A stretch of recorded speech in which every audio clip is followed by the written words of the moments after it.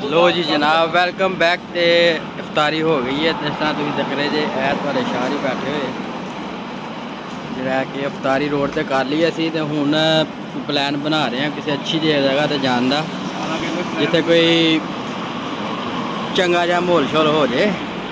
तो यह साढ़े बड़े भाई होरी ने मन नहीं रहे है जिस टाइम मैं ना कोई गलबात दस दी ये मन गए तो तुहानू इंज दी जगह वहांगे याद करोगे तुम।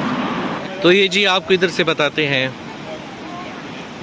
ये ट्विंस टावर, ये देखें, ये मलेशिया का ट्विंस टावर इसे कहा जाता है, KLCC।